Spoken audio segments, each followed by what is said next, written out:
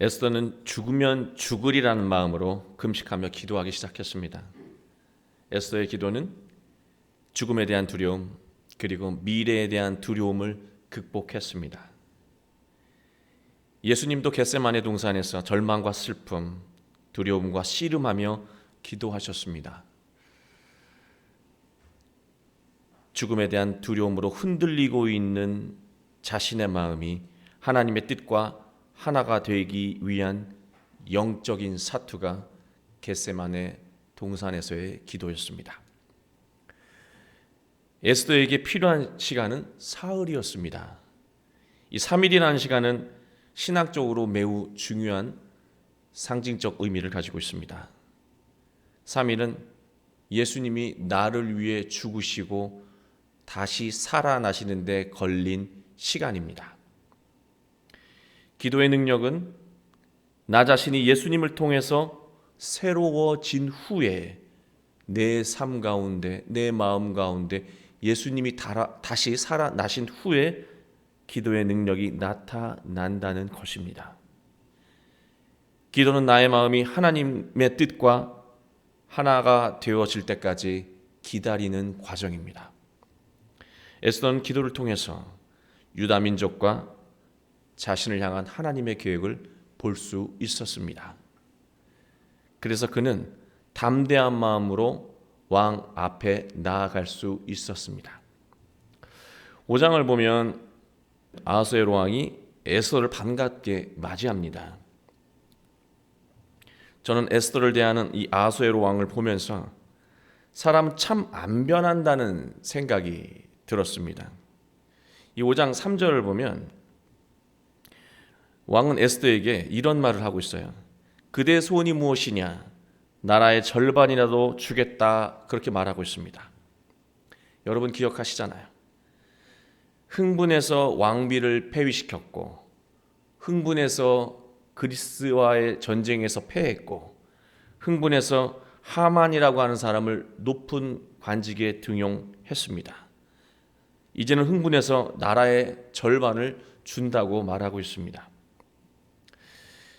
사람이 수많은 시행착오를 겪게 되면 변화될 것도 같은데 사람의 죄성은 참 변하지 않는다는 것입니다. 알면서도 되풀이하게 된다는 것이죠. 우리는 아하수에로 왕의 모습을 보면서 중요한 사실 하나를 깨닫게 됩니다. 사람을 참된 존재로 변화시키는 것은요, 오직 예수님 뿐이라고 하는 사실입니다. 왕의 나라의 절반을 준다고 할 정도로 호의적입니다. 만약 저라면 지금이 소원을 말할 적기다라는 판단을 했을 것 같아요. 그러나 에스더는 신중했습니다. 다음 날로 미뤘습니다. 하나님의 시간이 아니었기 때문입니다. 아무리 선한 일이라고 해도 마음이 조급해지면 일을 망칠 수 있다는 것입니다. 우리가 자녀가 잘못하면 부모는 곧바로 그 자녀를 꾸짖으며 훈계를 하죠. 그러나 이 과정에서 자녀가 훈육을 잘 받는 것이 아니라 상처만 받는다는 사실입니다. 왜냐하면 부모가 화가 난 상태로 자녀에게 말하기 때문입니다. 자녀가 기억하는 것은 부모의 훈육 좋은 말이 아니라 화가 나서 자신에게 한 부모의 거친 말만 기억난다는 것입니다. 그러나 자녀를 가르치기 전에 부모가 먼저 기도하며 시간을 가지고 분노가 사라진 후에 자녀에게 가르친다면 부모는 자녀에게 꼭 필요한 말만 할 수 있게 될 것이고 자녀는 깊이 깨닫는 시간을 갖게 될 것입니다. 우리는 조급한 마음을 버리고 하나님의 시간을 기다려야 합니다. 하나님의 시간이 내가 적기라고 생각한 그 시간보다 더 완전하기 때문입니다. 에스더는 흥분하지 않았습니다. 왕에게 소원을 말하는 것을 다음 날로 미뤘습니다. 왕비에게 초대를 받은 하만은 흥분해 있었습니다. 집으로 돌아가 친구들과 아내 셀레스를 불러다가 있었던 일을 자랑합니다. 자신이 왕과 왕비에게 특별한 대접을 받는 사람이라고 자랑을 늘어놓기 시작했습니다.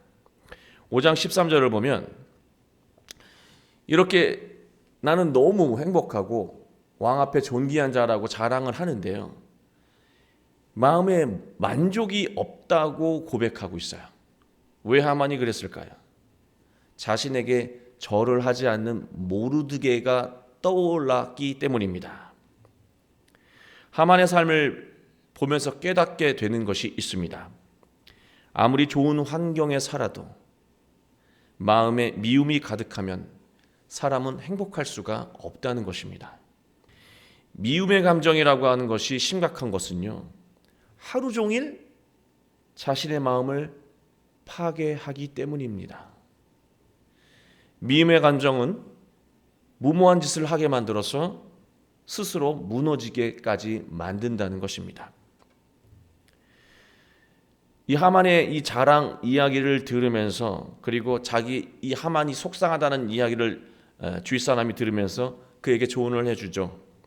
50규빗 되는 나무를 세우고 왕에게 모르드게를 매달기를 구하며 잔치에 임하라고 그렇게 조언을 해줍니다. 그 마음을 가지고 이제 계획대로 진행을 하죠. 그런데 6장에 접어들면서 이제 반전이 시작됩니다. 6장 1절을 보시면 이렇게 되어 있습니다. 그날 밤에, 하만이 계획을 세운 그날 밤에 왕이 잠이 오지 아니하므로, 왜 잠을 잘 자던 사람이 하필 그날 밤에 잠이 오지 아니하므로 명령하여 신하에게 역대 일기 기록을 가져오라고 그러죠. 그래서 읽어봅니다.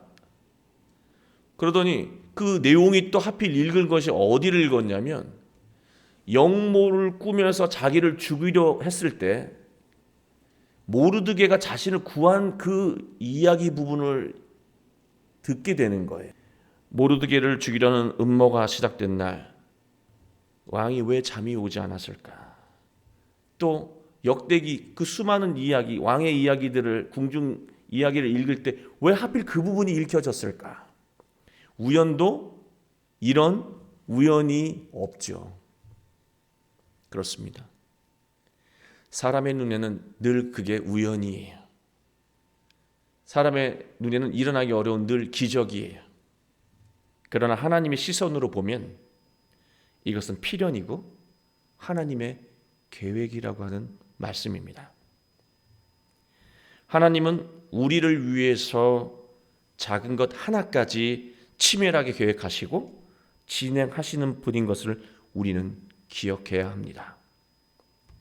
하나님은 지금도요, 여러분과 여러분의 가정, 여러분의 배우자, 여러분의 자녀를 위해서 위대한 우연, 위대한 기적을 계획하고 진행하고 계시다는 말씀입니다.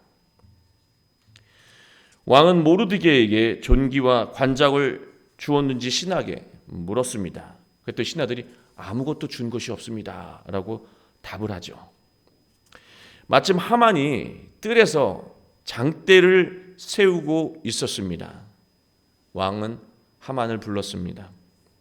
그리고 6장 6절을 보면 이런 말을 해요. 다른 말은 하지 않고요. 왕이, 하만아, 내가 존귀하게 여기고 싶은 사람이 있다. 어떻게 했으면 좋겠냐? 네가 나에게 조언 좀 해다오라고 묻죠. 그랬더니 하만이, 이 교만한 하만, 기고만장한 하만이 왕의 이 말을 어떻게 해석을 했습니까? 이 자기중심적으로 해석하잖아요. 아, 지금 임금이 나를 위해 큰 선물을 준비하는구나 라는 생각을 하고, 자기가 하고 싶은, 받고 싶은 최대의 것들을 왕에게 거침없이 이야기합니다.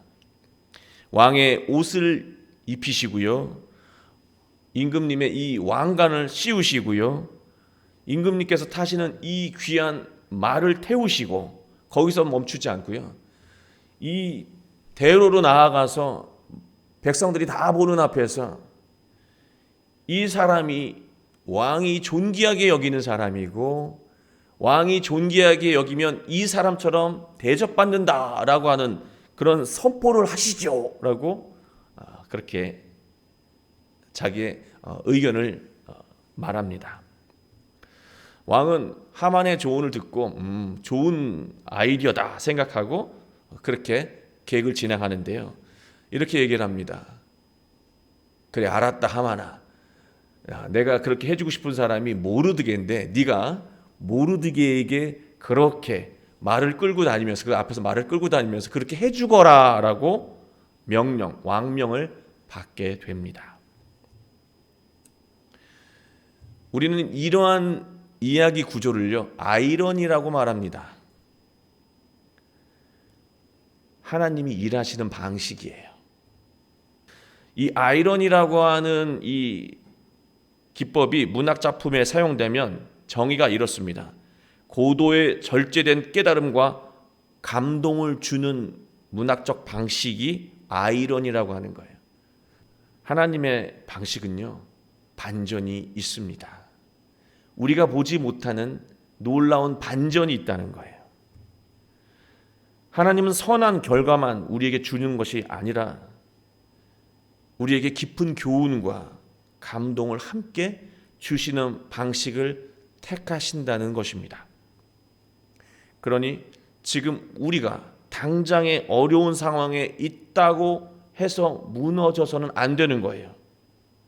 우리가 슬픈 마음에 머물러 있어서는 안 되는 거예요. 하나님의 그 방식을 끝까지 기대해야 한다는 말씀입니다.